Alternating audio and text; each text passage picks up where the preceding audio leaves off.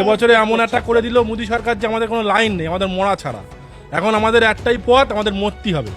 সরকার কি এটাই চায় যে আমরা মরবো? আমরা সরকার এনে নতুন সরকার গঠন করে আমরা কি মরতে চাই? বিজেপি কি আমরা ভোট দিয়ে আমরা তো ঠকছি, এখন আমাদের পেটে তো লাথি মারছে। গরু 6 বছর বাঁচে না 14 বছর আয়ুত্ব দিচ্ছে, এ কি ব্যাপার? কই মমতা দিয়ে এটা করিনি তো। ওরে মরে মেরে বিজেপি তুলে লাভ এইটি হয়েছে আমাদের। এখন আমরা একটাই চাচ্ছি, হয় আমাদের গরুগুলো বিক্রি করার অনুমতি দিক, না হলে উনি এখান থেকে এসে গরু নিয়ে চলে যান, আর না হলে উনি পারুক আমাদের হাতে এক বোতল করে বিষ তুলে দিক, আমরা সেই বিষ খেয়ে মারা যাই। এছাড়া আমাদের কোনো উপায় নেই।